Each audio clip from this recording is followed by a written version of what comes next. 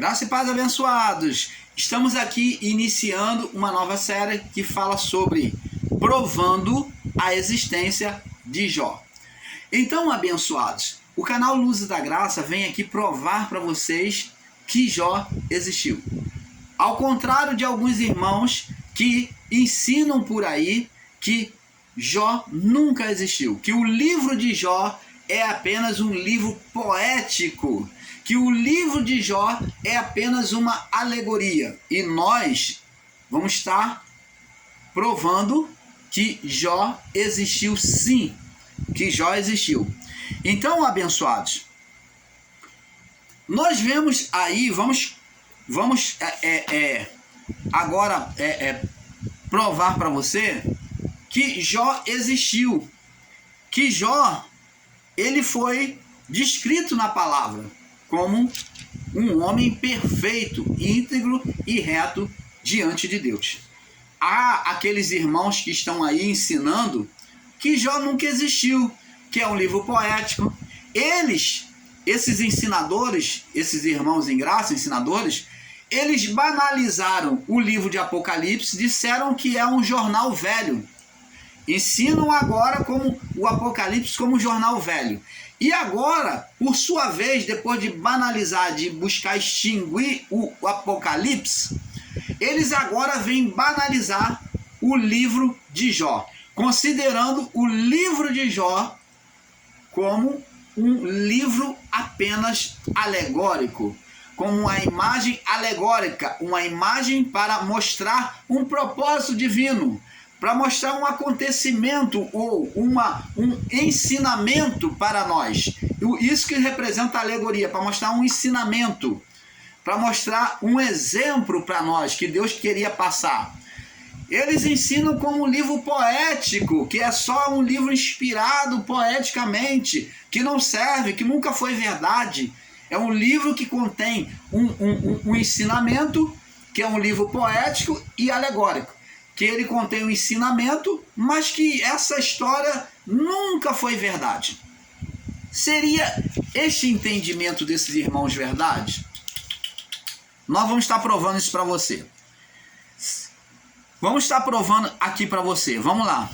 Então nós, o canal Luzes da Graça, com entendimento, entendemos que Jó existiu sim. E vamos estar provando aqui. Vamos ler a palavra. Diz assim, ó. Livro de Jó, capítulo 1, no verso 1. Vamos explicar passo a passo. Havia um homem na terra de Uz, cujo nome era Jó. Então, observa que, para ser uma alegoria, para ser apenas um livro poético, uma alegoria, não deveria trazer nome de cidade, era para apenas ter o conto histórico sobre o acontecimento, trazendo o romantismo, trazendo a poesia, é a palavra certa, trazendo a poesia do livro, já que dizem que é um livro poético, tendo apenas o acontecimento. Mas aqui está mostrando já de cara que esse homem residia e se estabelecia numa cidade chamada Uz. Agora, a pergunta é, a cidade de Uz existiu? Ela existiu no mapa bíblico? Ela existe? Existiu sim, está no mapa bíblico. A cidade de Uz era uma cidade localizada na cidade de Edom. Na cidade de Edom é que estava localizada a cidade de Uz. Então, abençoados, é isso que nós temos que ter entendimento. Edom era a cidade do povo dos descendentes de Esaú, Edom. O termo Edom significa vermelho. Então, Esaú talvez tenha recebido esse título, esse nome Edom, por causa do guisado que o seu irmão Jacó deu para ele, o guisado vermelho que ele comeu, que ele vendeu a sua primogenitura por causa do guisado vermelho, ou talvez também seja por causa do cabelo ruivo de Esaú. Esaú tinha um cabelo ruivo, meio avermelhado. Ou também Há quem se conte que é por causa da região montanhosa que era avermelhada, né, junto àquele mar. Então tinha lá as montanhas avermelhadas. Então cada um tem uma dedução, mas eu particularmente, o irmão Paulo, prefiro ficar com a expressão espiritual, aonde Esaú ele desprezou a bênção da primogenitura por causa do guisado vermelho. Então eu acredito que isto marcou Esaú como o vermelho, o homem vermelho, né? Os descendentes dele agora seria chamado de Edom, aquele que ama o guisado vermelho, aquele que ama o guisado, que amou o guisado vermelho mais do que a Deus, mais do que as promessas de Deus, a bênção de Deus. Então isso marcou Esaú. Então nós ficamos com esse entendimento, não por causa dos cabelos ruivos, não por causa das montanhas avermelhadas, mas sim por causa do guisado vermelho. Aquele que amou mais o guisado vermelho do que a bênção de Deus, da primogenitura. Então, abençoados, cada um tem o seu entendimento. Se você entende que é por causa das montanhas, nós respeitamos. Se você entende que é por causa do cabelo ruivo, nós respeitamos. Há aqueles que digam que é por causa da pele avermelhada. Então, e o povo, os outros povos que vivem no deserto que também tinha pele avermelhada? Não se chamava Edom. Então, não se pode olhar por causa da cor da pele. Sim, ou pelas montanhas, um povo que vivia ali nas montanhas, próximo em Edom, as montanhas vermelhas, ou então por causa do cabelo de Esaú. Então, abençoado, cidade de Uz estava localizada em Edom. Então isso demonstra que Jó era descendente de quem? De Esaú. Jó era descendente de Esaú. Como sabemos, Esaú, ele foi descendente da serpente. Ele era descendente de Cão, né? Descendente de Cão. Então ele foi descendente da serpente. Foi descendente da serpente. Ele era descendente da semente da serpente. Ele era descendente da semente da serpente, que foi Esaú.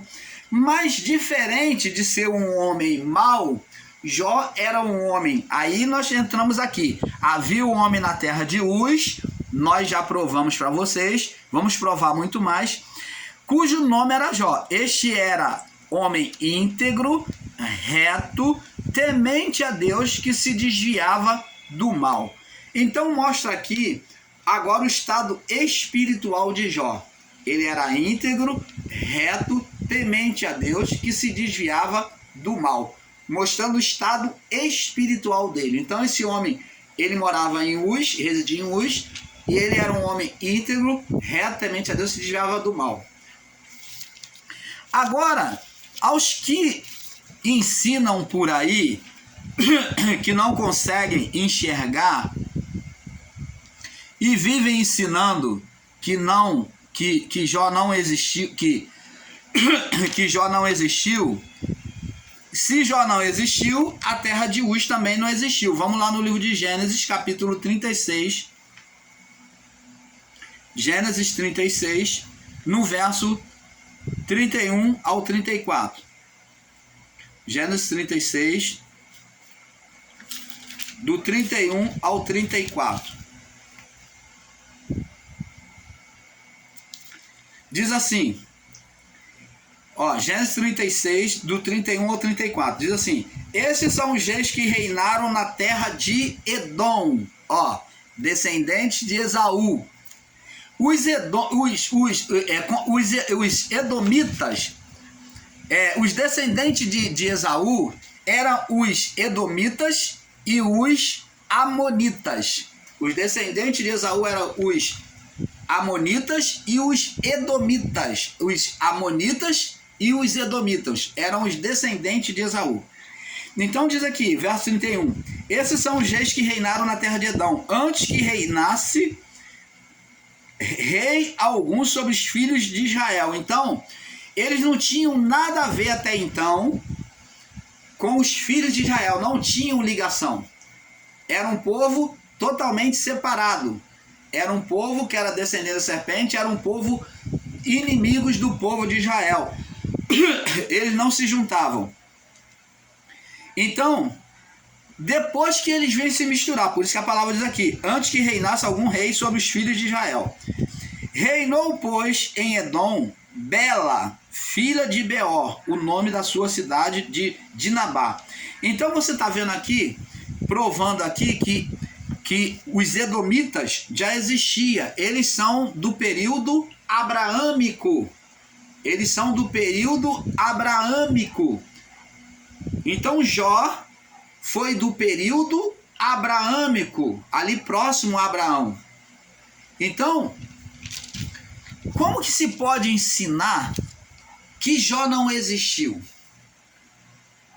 Se Edom e os edomitas, eles são do período, desde o período noélico, do início da criação, e no livro de Gênesis mostra o povo edomitas ali, prosseguindo e crescendo em número. Agora, abençoados, vamos entender que Jó, quando veio esse acontecimento a Jó, Jó estava com 70 anos de idade. Quando veio essas aflições sobre Jó, essa tragédia, ele estava com 70 anos de idade. Jó, ele foi um sheik, ou um rei, né, que é árabe, né?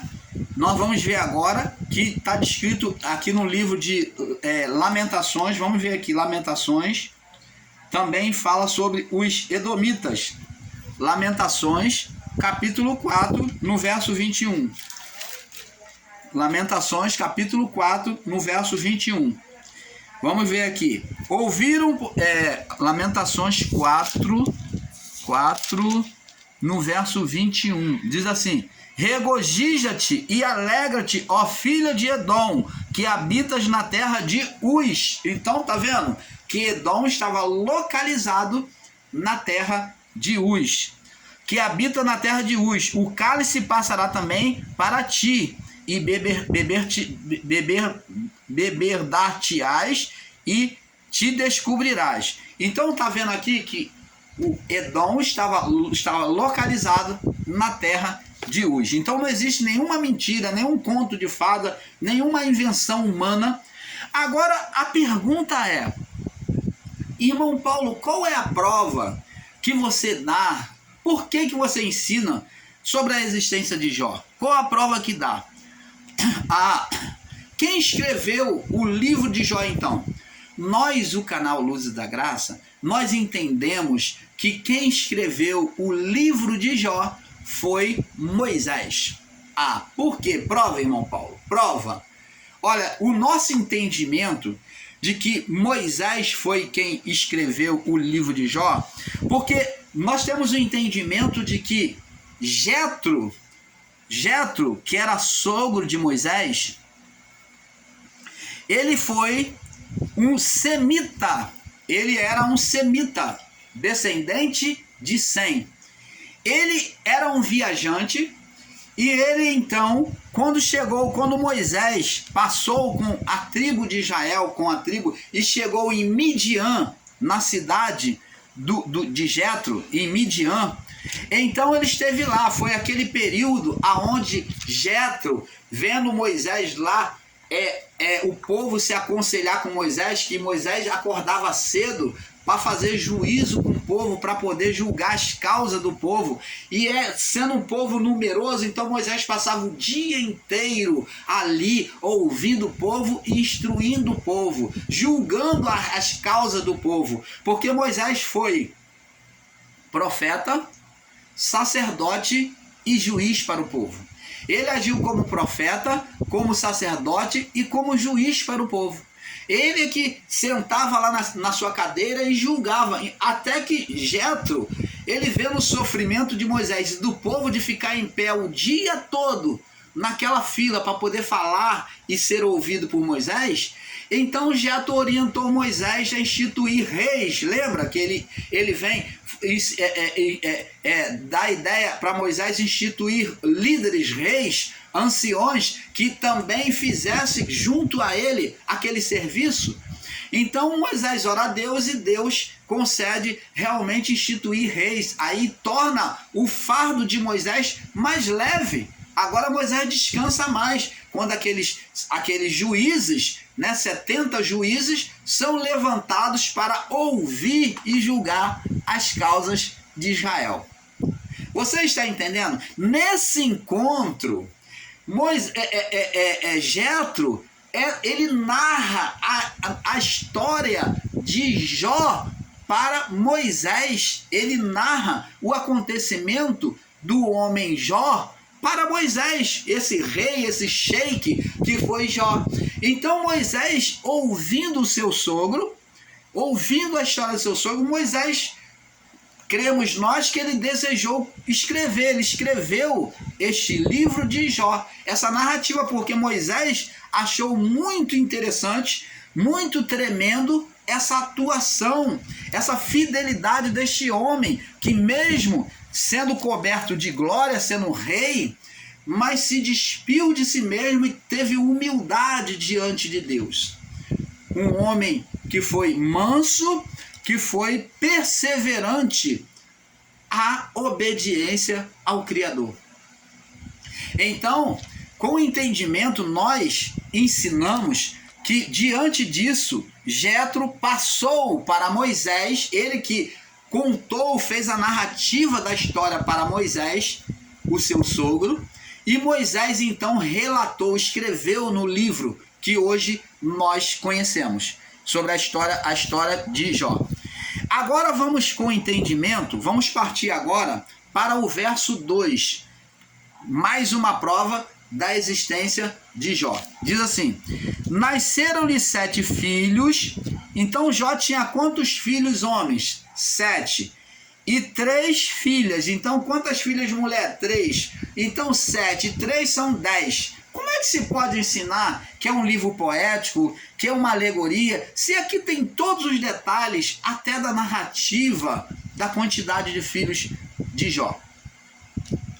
Agora, para completar e provar que não é um livro alegórico, vem dizer agora com todos os detalhes sobre a riqueza deste homem. Diz aqui: e o seu gado era de 7.000 ovelhas, 3.000... Oh, como é que se dá a conta certinha com uma invenção?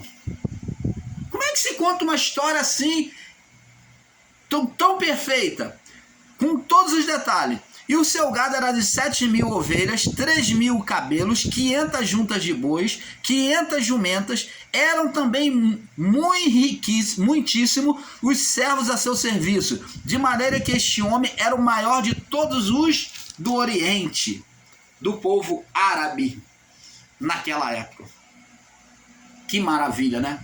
Nós, o canal Luz da Graça, nós amamos a palavra, nós valorizamos e buscamos trazer com claridade, com a maior claridade possível, para que você entenda e não seja enganado nos equívocos, nos ensinamentos equivocados aí da graça. Porque tiraram você do sistema, louvado seja Deus por isso, porque você cresceu, como eu, irmão Paulo, cresci no entendimento em graça. Mas eles estão ensinando com muitos equívocos em graça, agora deturpando a Bíblia, falando bem me quer, mal me quer, isso serve, isso não serve. Apocalipse é um jornal velho, o livro de Jó não serve, é um livro poético, não é verdadeiro, é apenas uma alegoria. Ora, mostrando que a história de Jó não é verdadeira. É isso que estão ensinando. Ele era o maior do Oriente. E agora vamos ver outro detalhe. Maravilha do Pai. Agora vamos para o versículo 4. Mostrando agora outro detalhe espiritual. Mostramos a obediência, o estado espiritual da vida de Jó. Agora vamos mostrar agora uma posição espiritual na vida de Jó. Vamos ver aqui no verso 4. Iam seus filhos à casa um dos outros, faziam um banquete cada um por sua vez e mandavam convidar as suas três irmãs a comerem e a beberem com eles. Então, havia unanimidade entre a família. Era unânime, uma família unida, não tinha inimizades. Que maravilha, né? Contando com todos os detalhes, esse homem rico, temente a Deus e que Deus abençoava até a sua família. Seus filhos tinham unanimidade, tudo em comum, né? Então é claro que iria incomodar alguém, né? É claro que iria incomodar o ser espiritual.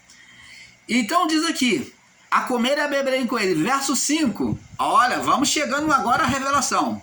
Sucedeu que, decorrido o turno dos dias dos seus banquetes, enviava Jó e os sacrificava, e levantava-se de madrugada e oferecia holocausto segundo o número de todos eles, porque dizia Jó: porventura pecaram meus filhos e amaldiçoaram a Deus no seu coração.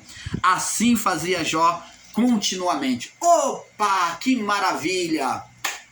Agora nós vemos que nas festanças que os filhos de Jó faziam, Jó, ele tinha uma preocupação tão grande com a fidelidade a Deus, que não queria ver seus filhos ser condenados por um ato escorregadio de infidelidade ao Criador.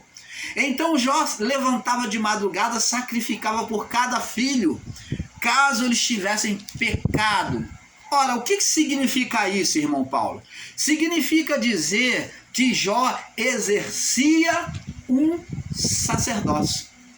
Ele era o sacerdote, agia como sacerdote da família. Agora vamos analisar aqui.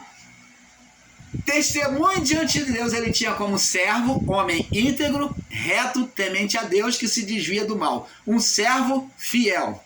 Testemunho como pai, testemunho como pai, como filho, testemunho como servo, homem íntegro, reto, temente a Deus, se desvia do mal. Testemunho como rei na criação, no seu reino.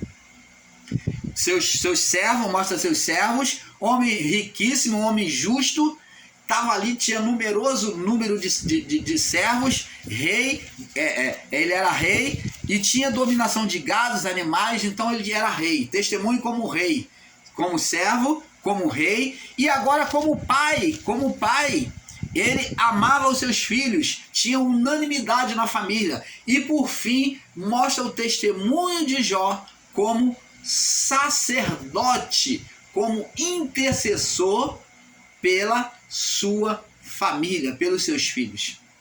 Jó, ele age como sacerdote de Deus pela sua família. Oh, maravilha do Pai, né? Oh, amados, como nós, o canal Luz da Graça, amamos a palavra, cada dia mais mergulhando profundamente e vendo com clareza esse amor desse Deus, desse Criador, do nosso Pai, e os acontecimentos só nos levam mais para próximo dele. Então aqui, Jó, ele assumia para a sua família a imagem de Deus. Irmão Paulo, que negócio isso? Jó assumia a imagem de Deus? Verdade, porque ser sacerdote, quando a imagem do sacerdote é a imagem de Deus, que Deus projetou no resgate da criação. Deus foi o primeiro sacerdote na criação. Quando Adão e Eva pecou, a sua mulher, ele sacrificou um animal e cobriu as vergonhas de Adão e a sua mulher. Ele foi que agiu como o primeiro sacerdote, ele foi o primeiro sacerdote. Ele apontou aquilo que aconteceria no futuro. O sacrifício do cordeiro. Então ele trouxe a imagem do sacrifício. Ele que trouxe a imagem. E agora Jó está fazendo nele essa imagem que o Criador também fez pela criação. Jó está fazendo nele, pela sua família, essa imagem que o Criador fez pelo seus filhos na criação. E Jó também fez nele a imagem pelos seus filhos. Intercessão, sacerdócio. Que maravilha, né? Então nós estamos aqui provando para vocês que Jó existiu. Jó existiu. E isso que nós temos que ter um entendimento. Vamos ver agora, provando para os nossos queridos irmãos, que Jó existiu. Vamos lá para o livro de Jó, ou não, vamos para o livro de Ezequiel primeiro. Ezequiel, vamos lá mostrar Ezequiel, antes que nós venhamos passar para a próxima parte. Ezequiel, capítulo 14, Ezequiel capítulo 14. Se Jó não existiu, Ezequiel está fazendo uma profecia em vão. Deus está falando banalidade para Ezequiel. Se Jó não existiu, Deus está falando banalidade para Ezequiel. Vamos lá. Diz aqui, ó. Diz assim a palavra. Ezequiel 14, no verso... Ezequiel 14, no verso 14, diz assim: ainda que... vamos ler do verso 12 para ter um entendimento perfeito? Diz aqui, vamos ler do Ezequiel 14, 12, até o 14, do 12 ao 14. Veio a minha palavra do Senhor dizendo, a palavra profética, Deus falou para Ezequiel, Deus está falando, então Deus é mentiroso? Se Jó não existiu, então Deus aqui é um Deus mentiroso, e Ezequiel também. Então Ezequiel está relatando, veio a minha palavra do Senhor dizendo, filho do homem, quando uma terra pecar contra mim, ou uma terra, uma nação, pecar contra mim, e se rebelando gravemente, então estenderei a minha mão contra ela e lhe quebrarei o sustento do pão. Então eu não vou deixar a terra produzir fruto. E enviarei contra ela a fome, não tendo frutificação na terra. Foi o que aconteceu no período de Elias, né? A fome lá, né? Com o povo de Israel. E enviarei contra ela a fome e cortarei dela os homens e os animais. No período de Elias aconteceu isso, os animais caíam de fome, né? Os homens morriam também. A fome, a seca era muito grande. E verso 14, ainda que tivesse no meio dela esses 3 homens, ó, ele usa agora 3 homens.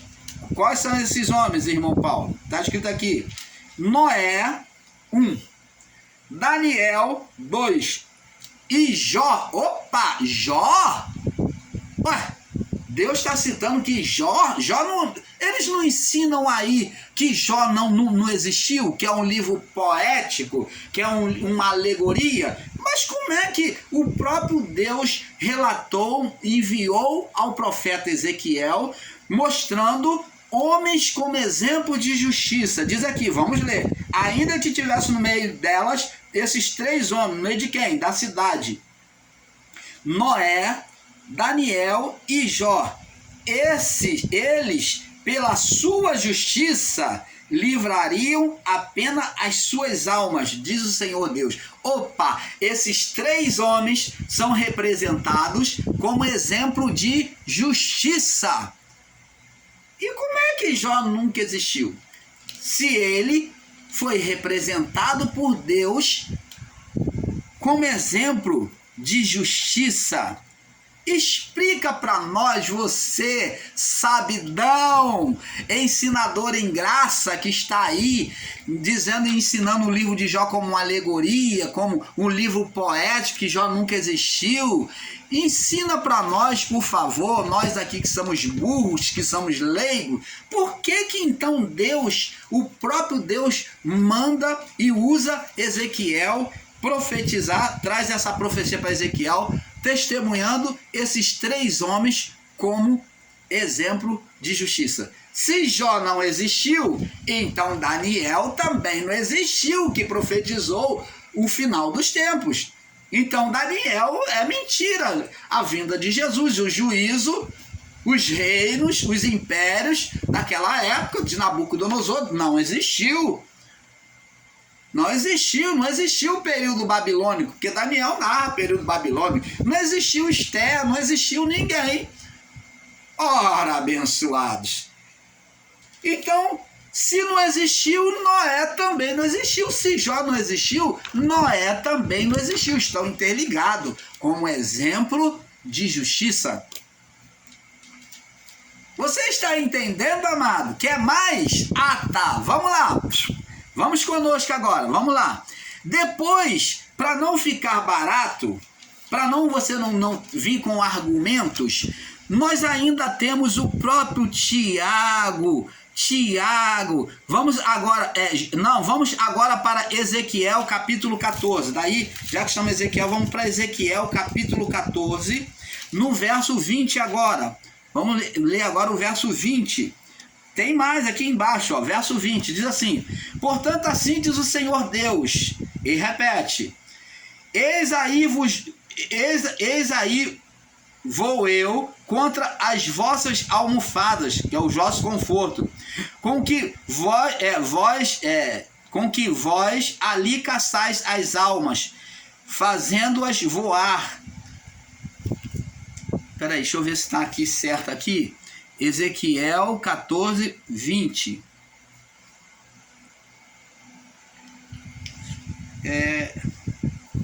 Eu creio que o irmão Paulo pegou a referência errada, mas eu vou achar aqui e vou mostrar para vocês. Então, mostrei nesse... não, é porque eu estou lendo esse capítulo 13. Agora, capítulo 14, verso 20. Me perdoe que o vento aqui soprou aqui a página da Bíblia. Então, aqui, Ezequiel 14, 20. Nós lemos 14, 14, agora vamos ler 14, 20. Diz assim: ainda que Noé... Vamos ler do verso 19. Diz, assim, diz aqui no verso 18. Ezequiel 14, 18. Ainda que aqueles 3 homens estivessem nela, falando de quem? Noé, Daniel e Jó. Ainda que aqueles 3 homens estivessem nela quem? Na cidade. Vivo eu, diz o Senhor Deus, que nem filhos, nem filhas livraria, mas somente eles, os 3, ficariam livres. Ou se eu enviar a peste sobre aquela terra e derramar o meu furor sobre ela, com sangue, para cortar dela os homens e os animais, ainda que Noé, Daniel e Jó estivesse no meio dela, vivo eu. Olha, Deus testemunhando a existência desses homens e que ele faria justiça. Vivo eu, diz o Senhor, que nem um filho, nem uma filha eles livrariam, mas somente eles livrariam as suas próprias almas pela sua justiça. Exemplo de justiça. Noé, exemplo de justiça. Daniel, exemplo de justiça. Jó, exemplo de justiça. Que maravilha!